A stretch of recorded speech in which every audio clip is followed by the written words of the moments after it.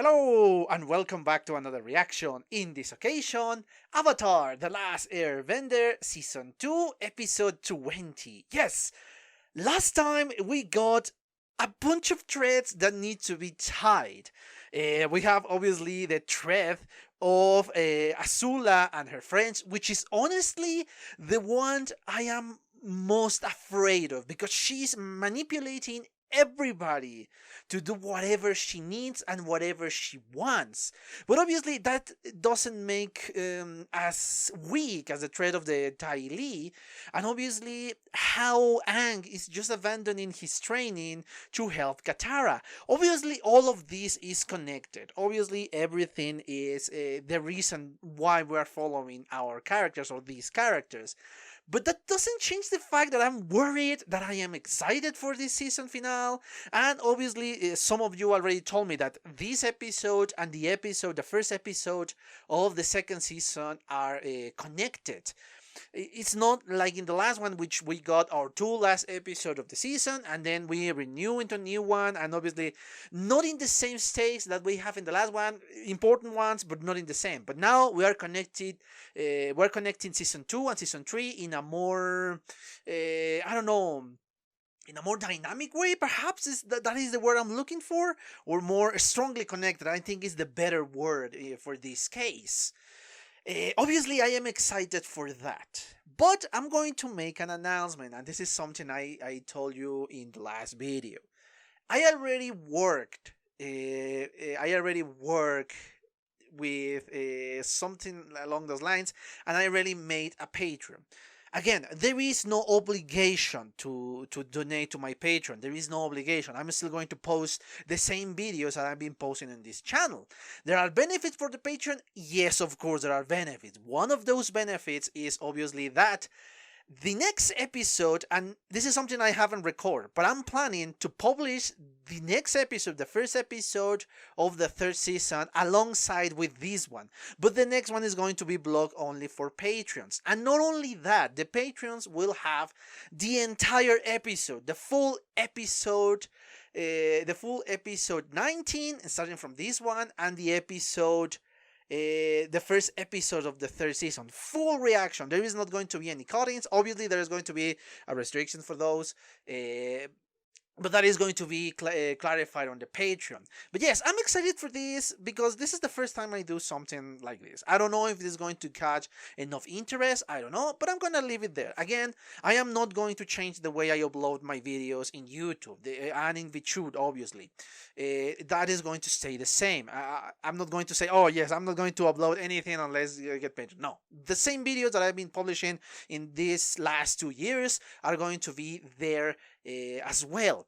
But obviously the patrons are going to have a little bit of an advantage there. The page is going to be very clear as to which advantage you are going to have, but that is the only thing I have to add, and that was my announcement. Anyway, remember to leave a comment, remember if you enjoy this one, subscribe, and remember to like the video if you enjoy it. So yeah, I'm just going to cut all of this because I am so excited to see the next one. And yeah, let's cut all of this and watch the next episode, shall we?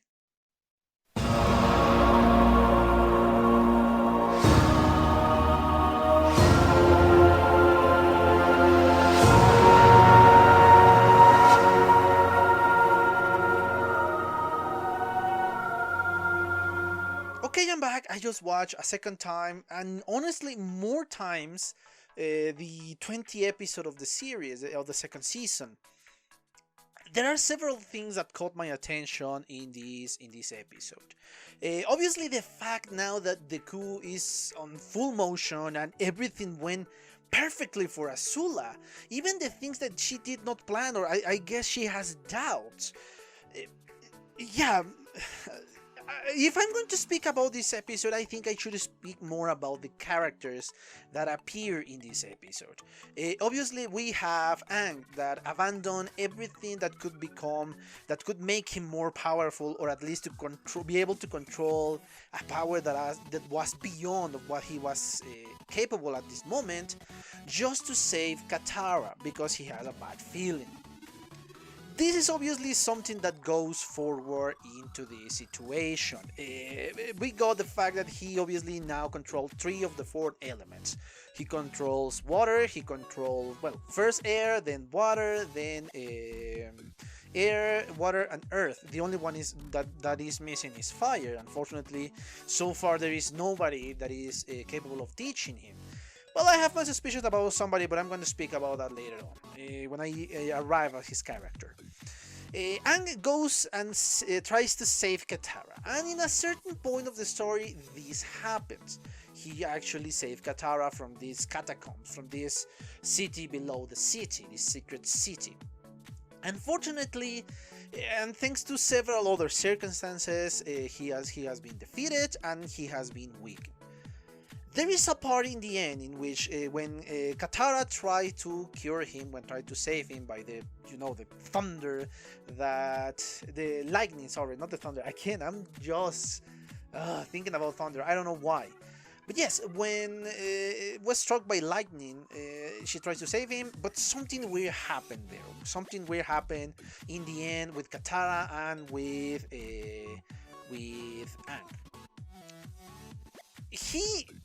He was struck when he was in the avatar state.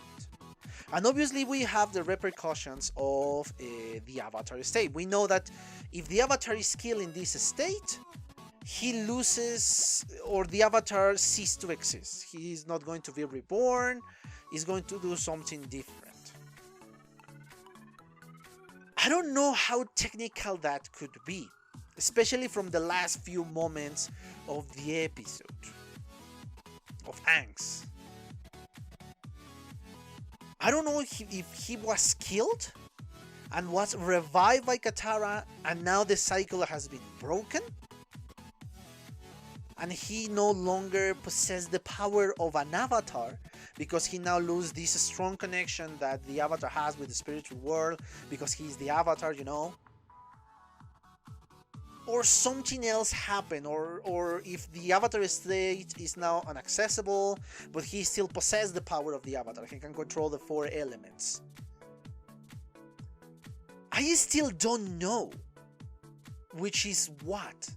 I have so many doubts about this part of the episode, and that is the part that I watched the most. Because yes, in the end we saw the cure, and we thought that Avatar Aang was killed in the moment, because Katara was kind of crying.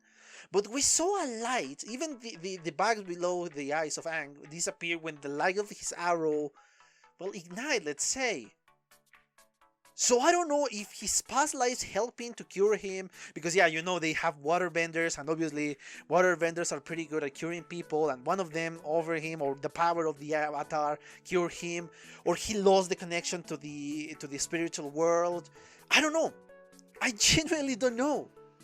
I have so many questions in this instant. I don't know if he still will be called the avatar, or his powers are gone, or he is the last avatar. Perhaps that is the title that is implying that he's the last avatar, but it's actually titled The Last Airbender. So yeah, there are so many things that I have questions about, and that is just like 5 seconds of scene that just really caught my attention in that moment. So there are so many questions with the character of Aang.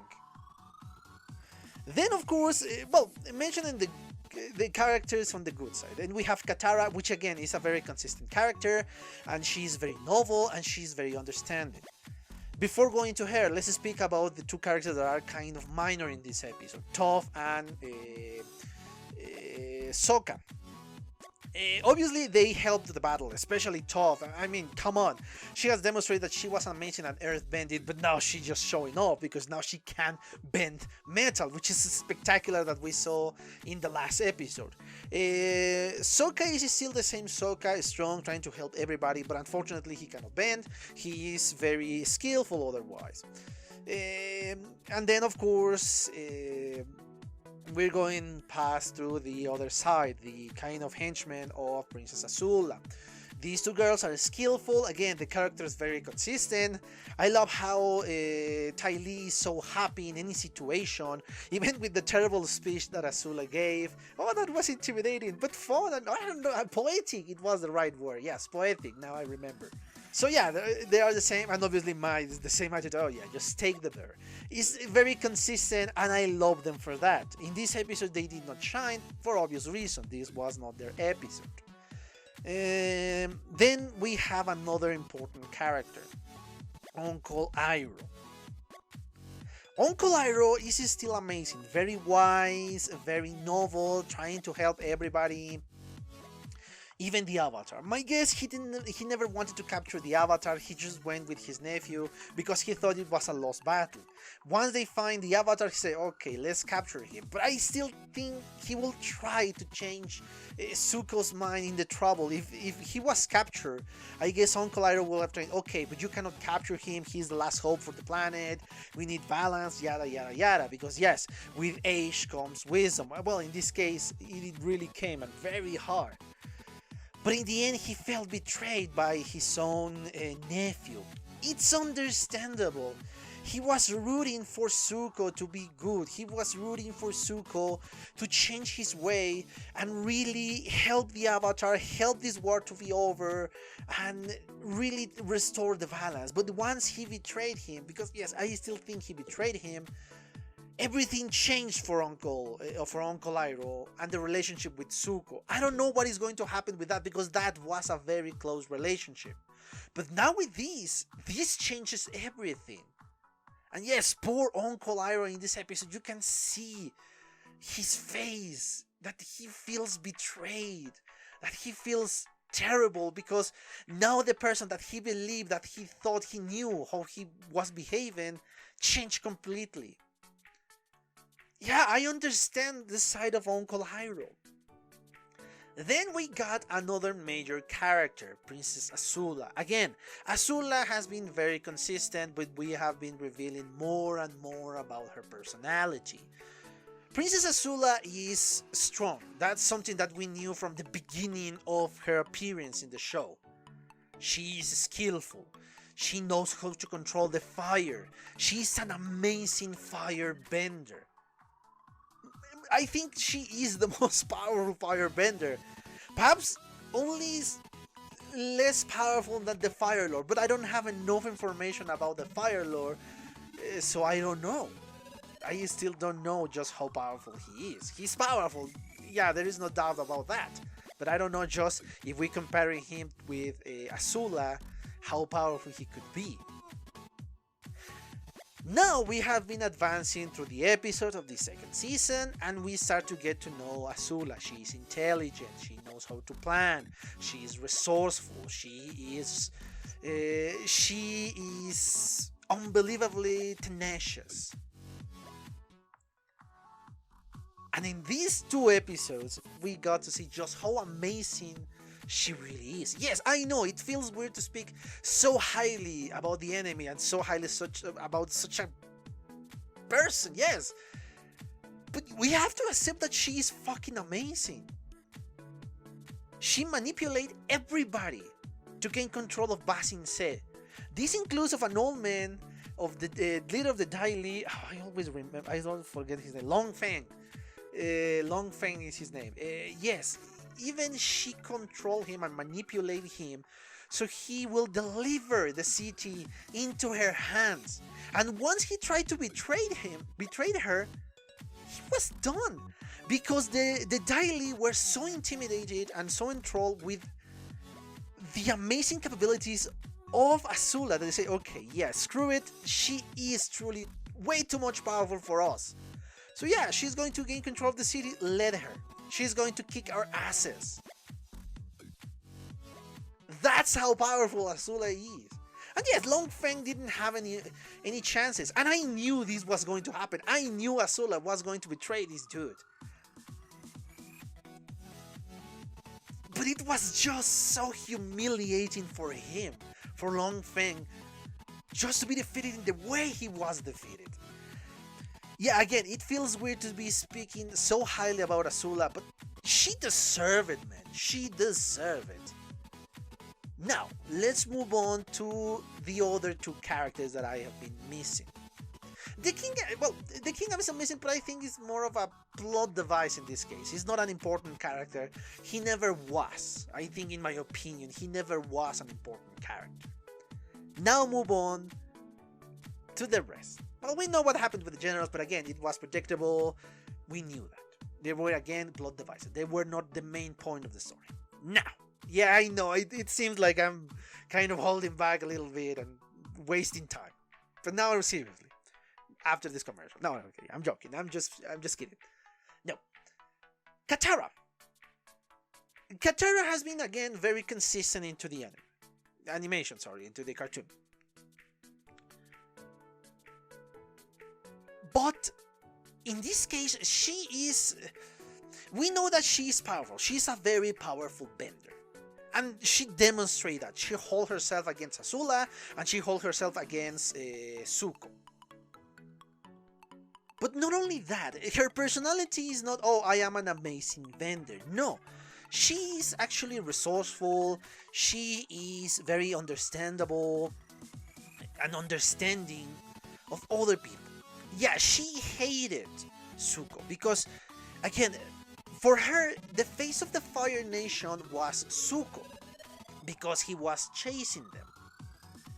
He was a representation of all the terrible things that the Fire Nation has done, especially because he is a prince. He represents royalty of the Fire Nation. But after the story, of course, we didn't hear that story because we knew that story. We have been told that it will be a waste of time for us. But after she heard the story of Zuko, she started to understand. And she started to understand what is going on with his life. She knows now that he wanted to change in a certain point. Because everything that was before that, he was just wanted to capture the Avatar and deliver it to his father. But I guess he started to analyze that his father will not welcome him with open arms, not even with the Avatar. I guess he was still holding into that because, well, that was his only hope. But she started to understand. And even she hold back Aang in a certain point because, yeah, don't attack him. We need him. That is what I interpret in the scene when they were inside of the catacomb, when they were rescued, Zuko and Katara. No, Azula, no. Katara. And you can see the feel of betrayal when Zuko started to attack the Avatar, when he started to attack Aang. She needed to hold back against Azula? Yes, that's why we don't see the immediate reaction. We just see a reaction, or a verbal reaction, in the moment that Zuko interfered in the battle between Azula and Katara. That is when the full betrayal starts to settle in. This is something I wanted to speak about because, again, I love how Katara is. She's, I think, the more mature among them. There is nobody as mature as her. And she tried to see the bigger picture, which is so hard, especially in a war, because you tend to hate everybody that represents that nation. Obviously, in this case, we have the Fire Nation and the Earth Kingdom and all the other nations. But obviously, in reality, this is still hard, that you start to see the enemy as that, as the enemy, not as a human being, but as an enemy.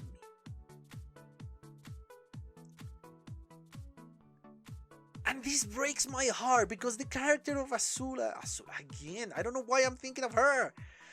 Katara is very hard for somebody like her to exist and to make the consistent call. Again, she is not perfect, and this is something that we have seen before. But I love her character nonetheless. And perhaps thanks to these imperfections, combined with her virtues, that is why I love her character. Now I leave somebody by the end because I think this is very, very important. So far the series were hinting at a redemption arc for Zuko. Everything that we have seen involving Zuko, especially after Season 1 during the second season, has been hinting at that Zuko is going to be redeemed. All his actions in the previous seasons, in this second season, are pointing towards that. That he is going to see a different way that he is going to help our heroes. But this episode changed something.